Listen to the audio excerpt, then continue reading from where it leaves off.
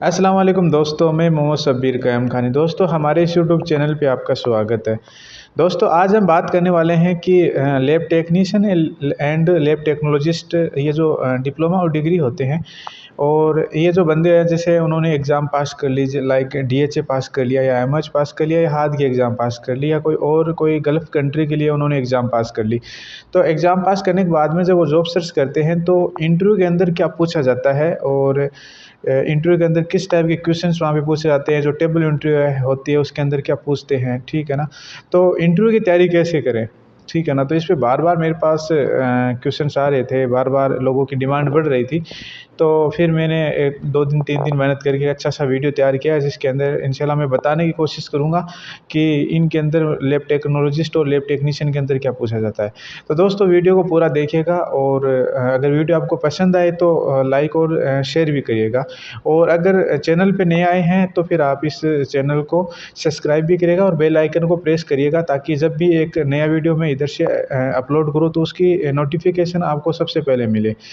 तो दोस्तों, lab technician की जब आपने एग्ज़ाम पास कर ली है और आप एग्ज़ाम पास करने के बाद में जैसे यूएई पहुंच गए एग्ज़ाम्पल, या कोई भी कंट्री के लिए पहुंच गए, आप इंटरव्यू देने जा रहे हो, तो सबसे पहले आपके माइंड में क्या है कि कोई भी इंटरव्यू हो उसके ना प्रिपरेशन होनी ज़रूरी है, क्योंकि अगर आपकी प्रिपरेशन होगी तो फिर आपका कॉन्फिडेंस बढ़ेगा, और कॉन्फिडेंस बढ़ेगा तो फिर ऑटोमेटिक आपका एक एटीट्यूड और आपकी पर्सनैलिटी है ना, वो एक डिफरेंट पर्सनैलिटी रहेगी। और एक इंटरव्यू मैंने वीडियो पहले भी बना रखा है, अगर आप चाहो तो उसको भी देख लेना इंशाल्लाह, लेकिन वो ऑल ओवर है, ये सिर्फ लैब टेक्नीशियन और लैब टेक्नोलॉजिस्ट पे बनने वाला। तो जब इंटरव्यू देने जाओ तो उससे पहले आपकी जो प्रिपरेशन है वो होनी चाहिए। प्रिपरेशन के साथ साथ आपकी मतलब पर्सनैलिटी अच्छी होनी चाहिए, आपकी फेस की स्टाइल है, आपकी जैसे हेयर स्टाइल है, इसके अलावा अगर आप दाढ़ी रखते हो तो उसकी कटिंग अच्छी होनी चाहिए, नहीं फिर आप अगर क्लीन रखते हो तो अच्छी तरह क्लीन करके जाइए, और टाई वगैरह का यूज़ करिए। और इसके अलावा आपकी जो यूनिफ़ॉर्म है वो अच्छी होनी चाहिए, जो यूनिफ़ॉर्म है वो ऑफ़िशियल होनी चाहिए। और इसके अलावा आपके शूज़ वगैरह अच्छे होने चाहिए, और मतलब एक अच्छी लुकिंग के अंदर आपको जाना है, ताकि अगले को आप इम्प्रेस कर सकें, ठीक है। तो लैब टेक्नीशियन के अंदर दोस्तों होता क्या है कि जैसे आप इंटरव्यू देने जाओ तो सबसे पहले आपका इंट्रोडक्शन नॉर्मली पूछते हैं हर एक इंटरव्यू के अंदर। तो आपको एक छोटा सा आपका इंट्रोडक्शन देना, आपका नाम, और नाम के साथ साथ आप कहाँ से बिलोंग करते हैं। इंटरनेशनल इंटरव्यू दे रहे हो तो फिर आपको इंडिया ही या आपका स्टेट का नाम भी आप यूज़ कर सकते हैं। और इसके बाद आपको अपनी डिग्री के बारे में बताना है कि आपने जो डिग्री कर रखी है, आपका एक्सपीरियंस के बारे में बताना है कि आपके पास जो एक्सपीरियंस है वो कितना है। इन सब के बाद में आपको क्या करना है कि सबसे पहले ये पूछा जाएगा कि आप किन-किन डिपार्टमेंट के अंदर काम कर सकते हो। क्योंकि लैब टेक्नीशियन और लैब टेक्नोलॉजिस्ट जो लेबोरेटरीज़ होती है, इसके अंदर 2-3 डिवीज़न होती हैं। जैसे अगर अपन बात करें, माइक्रो हो गया, हेमेटोलॉजी हो गया, बॉटनी हो गया, केमिस्ट्री हो गया, तो आप ऑलराउंडर होना चाहिए, आपके पास सब टाइप का नॉलेज होना चाहिए, ठीक है ना। तो सबसे पहले तो इसके बारे में यही पूछ लेते हैं कि आप किस-किस फ़ील्ड के अंदर काम कर सकते हो, आप किस-किस डिपार्टमेंट के अंदर काम कर सकते हो। तो आपके पास ये उत्तर होना चाहिए कि सर मैं ऑल ओवर काम कर सकता हूँ। आप मेरे को केमिस्ट्री में डाल दें, मेरे को केमिस्ट्री का भी नॉलेज है, बॉटनी का भी नॉलेज है, सबका नॉलेज है। तो दोस्तों, एक पहला क्वेश्चन ये हो गया। उसके बाद जो सेकंड क्वेश्चन रहता है, वो क्वेश्चन ये पूछते हैं कि अगर आप मॉर्निंग में सबसे पहले आप जैसे लैब के अंदर आप एंटर करोगे, तो आपको सुबह मॉर्निंग में आके क्या करना है, ठीक है ना। सबसे पहले क्या करना है, तो दोस्तों सबसे पहले क्या करना है, एक जो लैब टेक्नीशियन है या लेबोरेटरी से जो जुड़ा हुआ उसको इस चीज़ का नॉलेज भी है, लेकिन फिर भी मैं इंटरव्यू के अंदर बताने की कोशिश करता हूँ कि सबसे पहले आपको आके एक चार्ट होता है, ठीक है ना, वो चार्ट को फॉलो करना है, ठीक है ना। उसको देखना, उसके अंदर देखना कि रूम का टेम्परेचर कितना है, ठीक है। और इसके अलावा फ्रीज रेफ्रिजरेटर, यानी आपके पास जो तलाज़ा जो पड़ा है आपके पास, ठीक है ना, यानी आपका जो रेफ्रिजरेटर है उसका टेम्परेचर कितना है।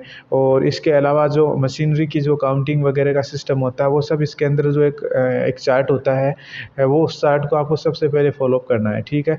और उसको कंप्लीट करने के बाद में फिर आपको क्या आपको जैसे मशीनें वगैरह हैं, जैसे आपके पास केमिस्ट्री की जो मशीनें होती है या इसके अलावा सीबीसी की मशीनें होती है, जो भी लैब के अंदर जो मशीनें हैं उनको सबसे पहले ऑन करना है।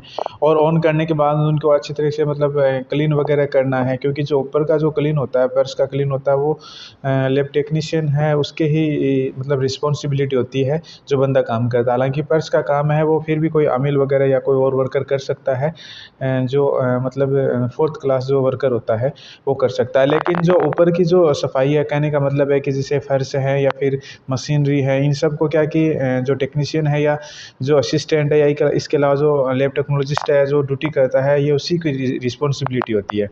ये क्लीन वगैरह सब करने के बाद में वो आपको मशीन वगैरह देख लेनी है कि सबसे बड़ा जो होता है इसमें क्या है कि क्वालिटी कंट्रोल होता है।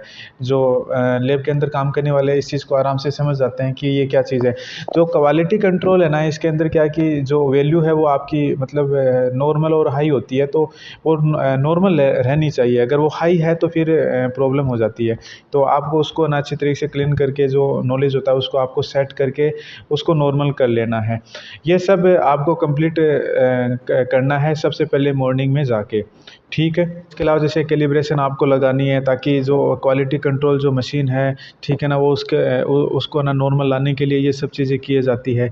और आपको हेमेटोलॉजी है उसको क्लीन करना है, ठीक है ना, जो मिक्सचर वगैरह है इन सब को क्लीन करना है। और इसके अलावा जैसे एक्सटर्नल एक होता है external quality control. External quality control से आप समझ गए कि ये बाहर की चीज़ें होती है। तो कोई भी जैसे एक लैब वगैरह होती है वो किसी दूसरी कंपनी से अपना एक कॉन्ट्रैक्ट रखती है। तो जैसे ही वो मगर मतलब कोई जैसे कोई जाँच वाँच करती है या कोई भी रिज़ल्ट आता है तो उनको सेंड करना होता है। इस तरह का एक सिस्टम है। तो उस पे एक्सटर्नल क्वालिटी कंट्रोल के बारे में भी पूछ सकते हैं। और इसके अलावा एक होता है पैनिक वैल्यू होता है। पैनिक वैल्यू से आप समझ गए होंगे कि एग्जांपल है कि कोई मतलब कोई भी रिपोर्ट है वो बिल्कुल बहुत ज़्यादा हाई आती है ना, उसको पैनिक वैल्यू बोल देते हैं। और जो आपको अच्छी तरह इन चीज़ों का पता है, लेकिन इन चीज़ों पे आप स्पेशली अगर फोकस रखोगे तो आपको इंटरव्यू के अंदर मदद मिलेगी इंशाल्लाह। पैनिक वैल्यू क्या होता है कि जैसे किसी की ब्लड शुगर की जांच की, ठीक है ना, और उसकी जो ब्लड शुगर है वो 500 प्लस आ रही है, यानी बहुत ज़्यादा हाई आ रही है। तो ऐसी कंडीशन में आप क्या करोगे, ठीक है ना। तो इसको अगर इस तरह क्वेश्चन आपसे पूछ ले तो आपको उसका उत्तर होना चाहिए कि मैं सबसे पहले जो वहाँ का इंचार्ज है उसको इन्फॉर्म करूँगा और इंचार्ज को मैं फॉलो करूँगा, जैसे वो बोलेगा वह मैं वैसे करूँगा। और उसके मतलब रिपीट टेस्ट करूँगा, दोबारा उसका टेस्ट करूँगा, दोबारा मतलब ब्लड लेके या जो भी जो प्रोसेस होती है वो आप करो। रिपीट टेस्ट के बाद क्या है कि जैसे सेम अगर वैल्यू आ रही है, सेम वही जो मतलब ब्लड शुगर है वो 500 प्लस चल रही है, तो फिर आपको क्या करना है कि एग्जाम्पल आपको क्या करना है कि नर्स जो इंचार्ज नर्स है उसको इन्फॉर्मेशन करना है या डायरेक्ट डॉक्टर को इन्फॉर्मेशन करना है कि ऐसा ऐसा है। उनको जब इन्फॉर्मेशन करो तो किस तरह इन्फॉर्मेशन करना है कि इस पर भी वो पूछ सकते हैं कि भाई कैसे इन्फॉर्मेशन करें। तो सबसे पहले पेशेंट है उसका नाम बताना प्रॉपर तरीके से, और नाम बताने के बाद में उसके जो लैब के नंबर होते हैं, जो कोड वर्ड होते हैं वो बताने हैं, और उसकी एज बतानी है कि इसकी इतनी एज है। ये 3 चीज़ आपको कंफर्म करवानी है और अच्छी तरह से कंफर्म करवानी है, और वापस उनसे सुनना भी है कि उन्होंने जो मतलब अपन ने जो इनको बोला है वो बिल्कुल करेक्ट है क्या। तो एक बार और उनको रिपीट भी कर लेना है ताकि थोड़ी सी आसानी हो जाए। इस तरह के क्वेश्चंस आपसे ना वहाँ पे पूछे जाते हैं। और इसके अलावा जो बेसिकली जो क्वेश्चन है जो नॉर्मल है हर एग्ज़ाम के अंदर या पूछ लेते हैं या हर इंटरव्यू के अंदर पूछ लेते हैं, जिसके अंदर अपन ब्लड को कलेक्ट करते हैं। तो वो वाइल होते हैं, उनके अलग अलग कलर होते हैं, येलो कलर होता है, रेड होता है, ब्लू होता है, और भी कई कलर होते हैं। तो उनको आपको पता होना चाहिए कि कौन से कलर के अंदर कौन सी मतलब जांच का ब्लड कलेक्ट करना है, ठीक है ना। तो मतलब क्या इसका रोल होता है, कहाँ पे इसको रखना है, ठीक है ना, कितने टेम्परेचर पे रखना है, ठीक है ना। और केमिस्ट्री है, अगर उसका ब्लड अपन कलेक्ट कर रहे हैं तो कौन सी वाइल के अंदर डालना है। इसके अलावा और तरह तरह की जांच होती है, कोई कार्डियो की जांच है या फिर और कोई ब्लड से रिलेटेड शुगर की जांच है, या फिर इसके अलावा सीबीसी है, आरबीसी है, जितने भी मतलब ये टेस्ट होते हैं, इन सब टेस्ट के लिए आपको पता होना चाहिए कि कौन सी वाइल के अंदर ब्लड को डालना है। तो ये सब चीज़ें हैं, इन पे वो ना बेसिक वीडियो के अंदर इंटरव्यू से रिलेटेड बताया है। ये सब बेसिक चीज़ें हैं जो आपको आना चाहिए, यानी इनका आपको पता होना चाहिए, ठीक है ना। इन्हीं के बेसिस पे वो ना पूछ सकते हैं। और स्पेशली 99% आप मान के चलिए कि जो मैंने आपको 6-7 ये क्वेश्चंस वगैरह बताए हैं, इन्हीं के मतलब इर्द गिर्द ये चीज़ें पूछते हैं, इनसे रिलेटेड इनके क्वेश्चन बनते हैं। तो आप एक लैब टेक्नीशियन हो या लैब टेक्नोलॉजिस्ट हो तो आपको मेरे से ये 5-6 टॉपिक हैं। आपको सबसे पहले डिपार्टमेंट के बारे में पूछ लेगा वो कि किस डिपार्टमेंट में आपको नॉलेज है, तो आपका उत्तर होना चाहिए कि टोटल मुझे नॉलेज है, किसी भी फील्ड में डाल सकते हो आप, लाइक केमिस्ट्री में डाल सकते हो, माइक्रो में डाल सकते हो, इसके अलावा बॉटनी में डाल सकते हो, ठीक है। और इसके अलावा दूसरा जो क्वेश्चन है वो एक्सटर्नल से रिलेटेड पूछ सकता है आपका, जब लैब के अंदर इंट्रो, तो सबसे पहले आपको क्या करना है, ठीक है ना। और इसके अलावा पेनिक वैल्यू के बारे में मैंने आपको बताया, और इसके अलावा मैंने आपको जैसे वाइल्स के बारे में बताया, जो ट्यूब वगैरह होती है इनका मतलब किसका किस तरह है। तो इन सब को आप अच्छी तरीके से मतलब आप बेसिक तरीके से तैयार करो, तैयार करने के बाद कॉन्फिडेंस के साथ आप ना इंटरव्यू दीजिएगा, ठीक है। और इंशाल्लाह अगर मेरा वीडियो आप प्रॉपर तरीके से देख रहे हो और अगर फॉलो करोगे तो डेफिनेटली इंशाल्लाह आपका सिलेक्शन होगा, क्योंकि मैं वो चीज़ें निकाल के लाता हूँ आपके लिए जो मतलब करंट के अंदर इनकी नीड रहती है, जो बेसिकली पूछी जाती है। और दोस्तों, अगर ये वीडियो आपको पसंद आया है तो इस वीडियो को ज़्यादा से ज़्यादा आप शेयर करिएगा, और सब्सक्राइब तो ऑलरेडी आपने कर रखा है, अगर नहीं कि आप नए आए हो तो सब्सक्राइब भी करिएगा और बेल आइकन को भी प्रेस करिएगा।